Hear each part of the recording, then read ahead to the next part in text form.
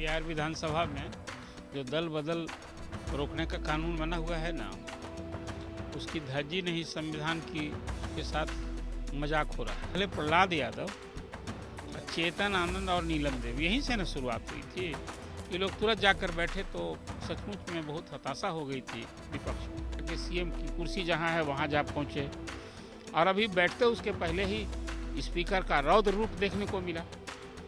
उन्हें बहुत ही कड़े शब्दों में चेताया कि आप बुरे अंजाम होगा, यदि आप बैठे तो बुरा अंजाम होगा। अब तो जो आज जानकारी मिल रही है कि विपक्ष के शरतकालीन सत्र का कल अंतिम दिन है।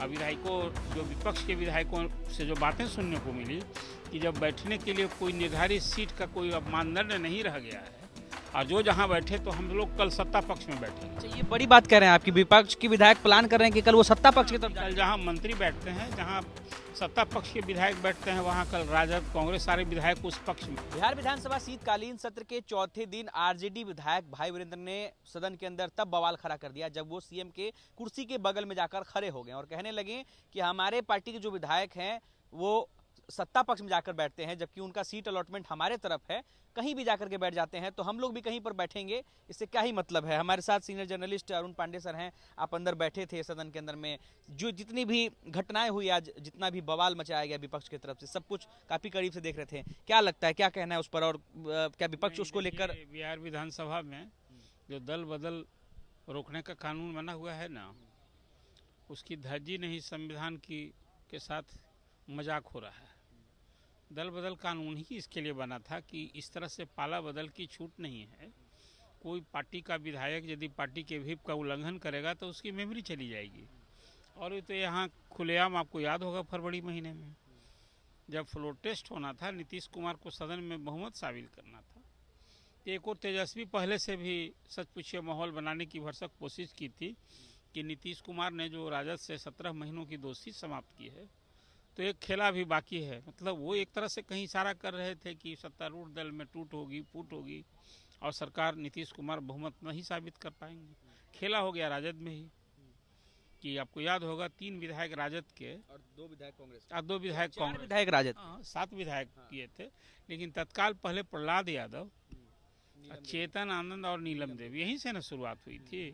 ये लोग तुरंत जाकर बैठे तो सचमुच में बहुत हताशा हो गई थी विपक्ष में। और अब तो उसके बाद 7 विधायक लगातार 2 और सत्र बीत गए हैं, वो राजद कांग्रेस के विधायक बैठ रहे हैं सत्ता पक्ष के साथ। बिल्कुल ये संविधान के साथ मजाक हो रहा है। और मजाक के लिए कौन जिम्मेवार है? स्पीकर को तो स्वतः नोटिस लेनी है और उनके यहाँ पिटीशन दायर कर रखा है, कांग्रेस ने भी राजद ने भी, और आज तक कोई कार्रवाई नहीं हुई और वो लोग सत्ता पक्ष के साथ। तो विपक्ष का धैर्य टूट गया। तो विपक्ष ने उसी अंदाज में, जिस अंदाज में सत्ता पक्ष ने 7 विधायकों को अपना समर्थन अपने पास रखा है, उसी अंदाज में आज एक्ट किया विपक्ष ने।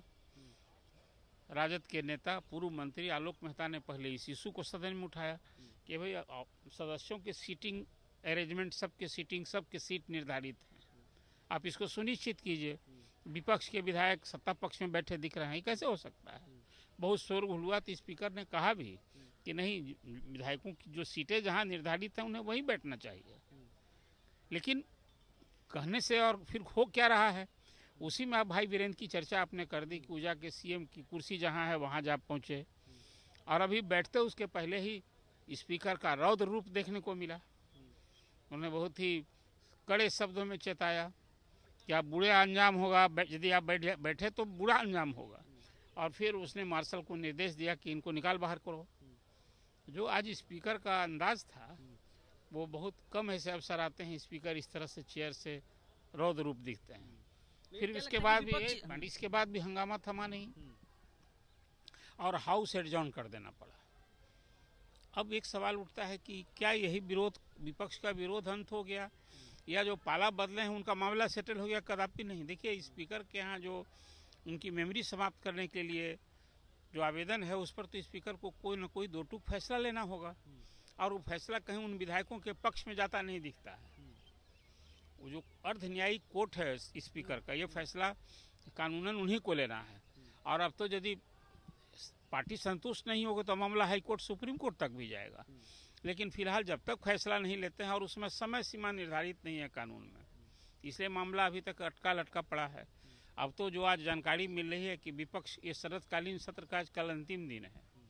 अब विधायकों जो विपक्ष के विधायकों से जो बातें सुनने को मिली कि जब बैठने के लिए कोई निर्धारित सीट का कोई अब मानदंड नहीं रह गया है और जो जहां बैठे तो हम लोग कल सत्ता पक्ष में बैठेंगे। अच्छा, ये बड़ी बात कह रहे हैं आपकी, विपक्ष के विधायक प्लान कर रहे हैं कि कल वो सत्ता पक्ष की तरफ कल जहां मंत्री बैठते हैं, जहां सत्ता पक्ष के विधायक बैठते हैं, वहां कल राजद कांग्रेस सारे विधायक उस पक्ष में दिखेंगे।